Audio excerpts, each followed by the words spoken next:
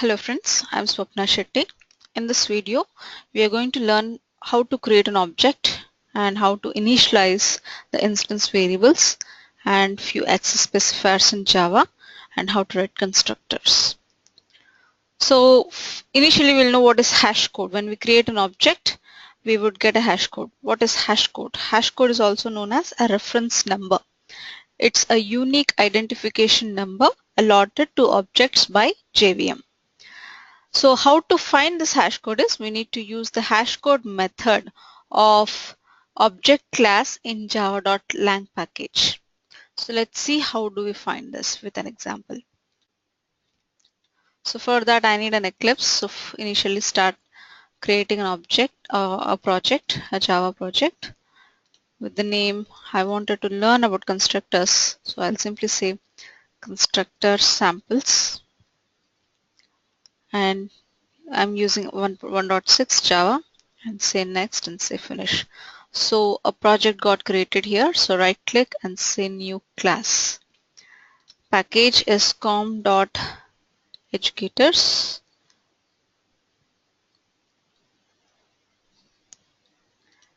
and the class name would be, I would like to name it as person. I don't need a method here now. Simply say finish. So public class person. So class person, in this I have two variables, string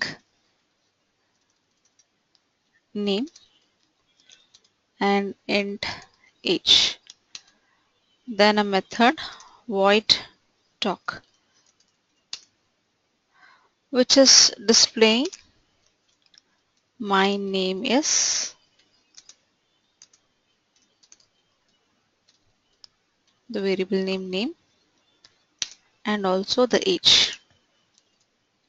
I am age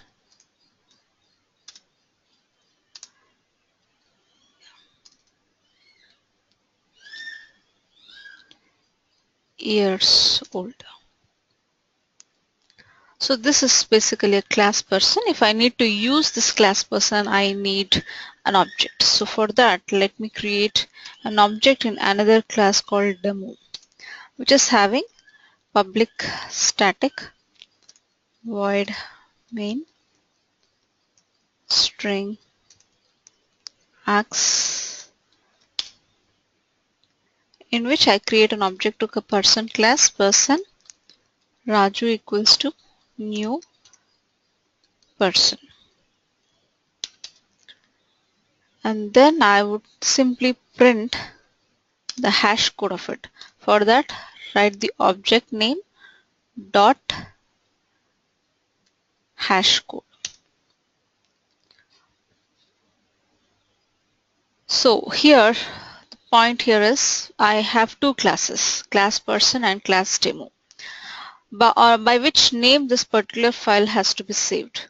Since main method is in a class called demo and JVM also starts its execution from main, so we need to save the file name with as demo.java. So for that I just rename this, go to refactor and say rename. New name would be demo and say next.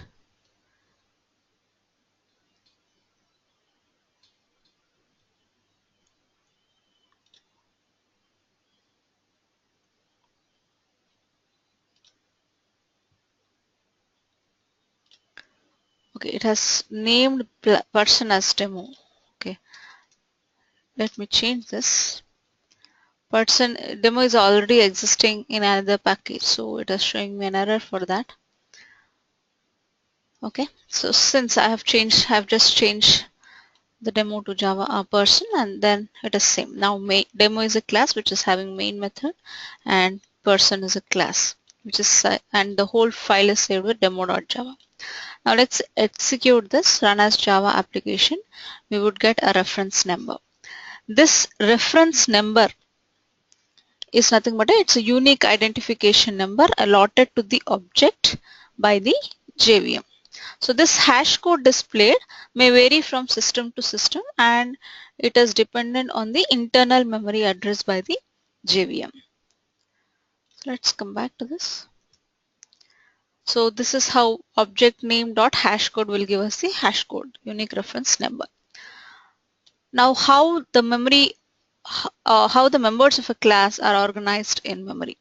So if you look at this figure, this pointer into heap is nothing but the reference number which we have seen just now using hash code, which that reference number is of course referred by an object name, that is Raju, which is pointing to a block in the heap memory which is pointed to class data. So this pointer will point to the class data. So class data is nothing but the code of the variables and the methods inside a class. So that particular whole class code will be saved in the method area. And whenever we create an object to the class code, that object's data, that is instance data, would be stored in the heap memory. This is how the members of a class are organized in memory. And next is, what are instance variables? The variables that are created inside the object is nothing but instance variable. Of course, we call object as an instance of a class. And these are initialized to default values by Java compiler. What does it mean is, let's come back to the program.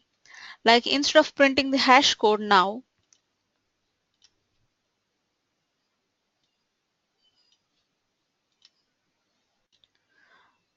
I would just call the method talk, that is Raju.talk.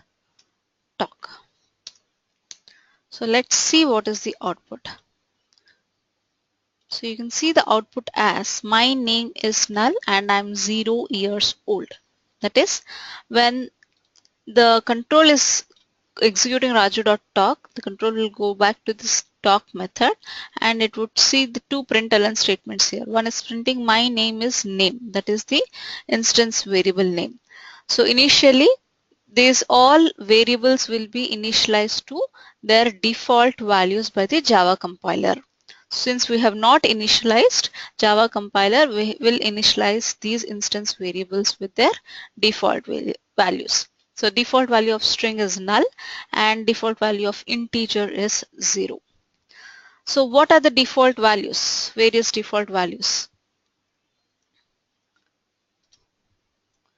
So for byte it is 0, short, int, long it is 0, float is again 0.0f, double is 0.0d, and char is the space, which is nothing but a null, and string or any object. If I say any object, it could be any class also, any string, or of course string is also a class. So any class also will get null if it is not initialized, and boolean will be initialized to false if used.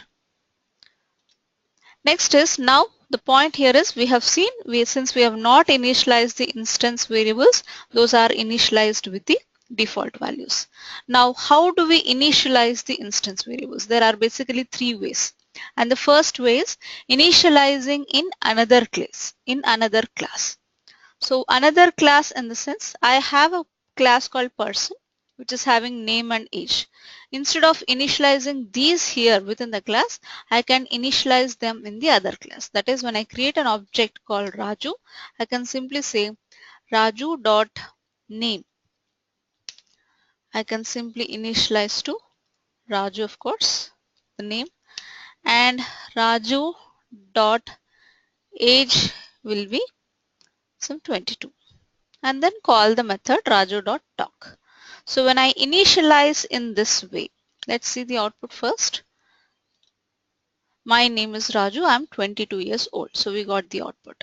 That is, when Raju.name is used, this particular name in class person will be initialized to Raju. And when I say object name.age, that particular variable will be initialized to 22. And when I call the method, those two variables got displayed. But the point here is when I initialize the instance variables in another class, the security of the data is lost. That means, which is violating the security of the data. That is, if a person class is written by the programmer and a demo class is written by some other programmer, then the other programmer is accessing the person class instance variables and directly storing data into them. This will also override the originally stored data of person class. When I say originally stored, so instead of initializing there, I can also initialize here, like I can say Venkat within the person class, and I can say 34 as the age. So person class is initialized and also object is initializing with its own values. So when I run this, you can see Raju and 22, but not Venkat and 34.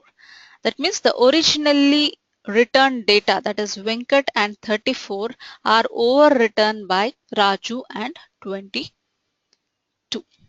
So there is no security for the data. So protection for data is always needed. All the companies are worried about security of data, which is compulsory. For example, in an organization's database, an employee salary is stored as 12,500 and this is modified as 22,500. This is sensitive data and should not be modified by any external source. So for this purpose, we need to use private access specifier while declaring the variables. So what are basically access specifiers? So which are nothing but which specifies how to access the members of a class or a class itself. Generally, access specifiers are used before a class and its members. But remember, a class cannot be declared as private because our class should be available to Java compiler to compile it. So since Java compiler is an external program, private cannot be used before a class name. And of course, we have 4 access specifiers: public, private, protected, and default. Public is accessible everywhere. That is, any other program can read them and use them. Whereas private members of a class are not accessible anywhere outside the class. They are accessible only within the class by the methods of that class. And protected members are accessible outside the class but generally within the directory. When I say same directory, it is nothing but within the same package. And the default is, that is, if no access specifier is returned by the programmer, then the Java compiler uses a default access specifier. Default members are of course accessible outside the class but within the same directory. So in this program, coming back to the program, let's declare these variables which lost its security. Let's declare those variables as private. That is private string name and private int age. So as soon as you declare private, you can see the compile time errors here. Raju.name. Since they are private, they are not accessible by another class. So I cannot access. It is not visible. So remove this and store the original data here. Instead of Venkat, I am storing it as Raju. And the age is 22. So when I say this, when I declared them private and initialized, then calling the talk method would give me my name is Raju, I am 22 years old.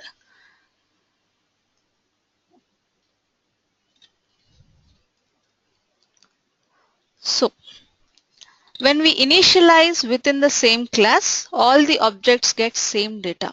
What do we mean by it? See, I have initialized these variables within the same class. But if I create another object called Sita,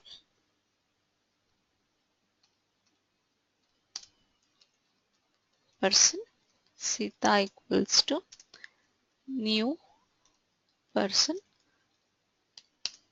and when I say Sita dot talk, and when I execute it, you can see Raju is getting the same data and also Sita is also getting the same data, which is not valid. So Sita should get her own data, right? So for this purpose, we need to go. So when I initialize the variables within the same class, all the objects would get the same data. So how do we overcome this? Is the third way of initializing instance variables is use of constructors. So what is a constructor? It is similar to a method that is used to initialize the instance variables. Of course, when no constructor is available, Java compiler writes a default constructor and initializes the instance variables with the default values. So coming to the characteristics of a constructor, how do we write a constructor? Basically is this constructor and the class name should be same, and constructors may or may not have parameters, and no return type. Constructor cannot return any value like a method. If a method doesn't return any value, we simply write void. But constructor, even though it doesn't return any value, even void is also not accepted for a constructor. And constructor is called and executed at the time of creation of object. That is, a constructor is called concurrently when the object creation is going on. JVM first allocates memory for the object and then executes the constructor to initialize the instance variables. By the time Java object creation is completed, the constructor execution is also completed. And every constructor is called and executed only once per object. So let's rewrite the same program by the use of constructor now. So I need not initialize here.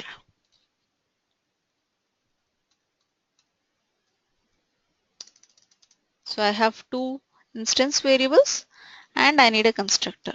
So for that I simply write person, which is nothing but a class name. So here I would simply say name equals to Raju, semicolon, and age equals to 22. So instead of initializing the variables directly, I'm just initializing inside a constructor. Now everything else is same. I have two objects, Raju and Sita, both are calling the talk methods. Now let's see what would happen.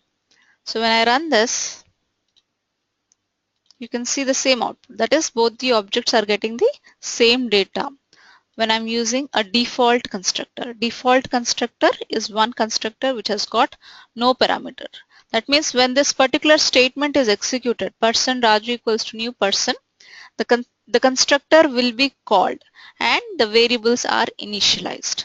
Similarly, when I execute Sita object, when I say person Sita equals to new person, again the same constructor is called and initialized with the same values.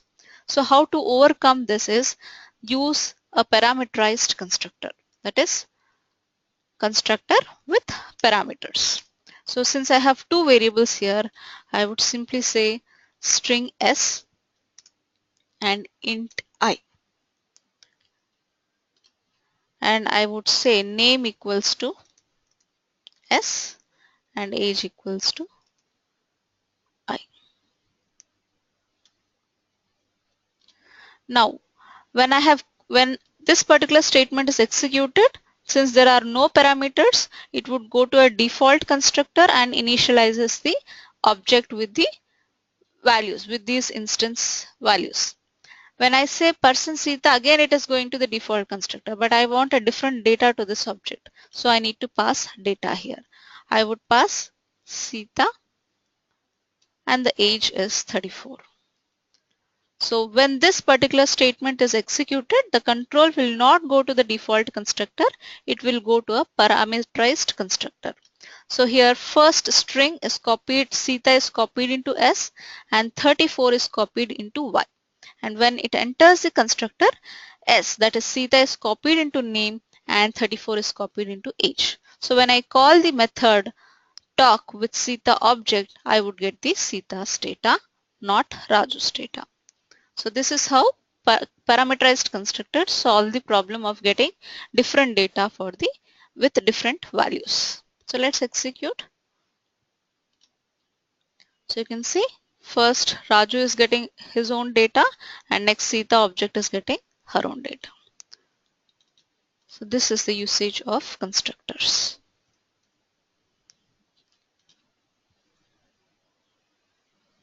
So we have differences between default and parameterized constructors. So when I use default constructor, all the objects will get the same data. When I use parameterized constructor, each object will get different data. And default will not have parameters, whereas parameterized constructor will have one or more parameters. And default constructor is called when data is not passed. Parameterized constructor is called when data is passed. And we have few differences between constructors and methods. When we look at a constructor, it is almost the same as a method, since method name and the braces and the set of statements. But not constructors and methods are not really same. What are the differences between them is constructors are basically used to initialize instance variables, whereas methods are used for processing and performing some calculations. Constructor name and class name should be same, whereas for methods they may or may not be same.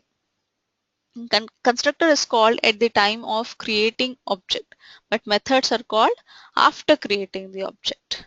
And constructors called only once per object, whereas methods can be called several times on the object. Constructors are called and executed automatically, but methods are executed only when we call it. So that's all with the session. Thank you.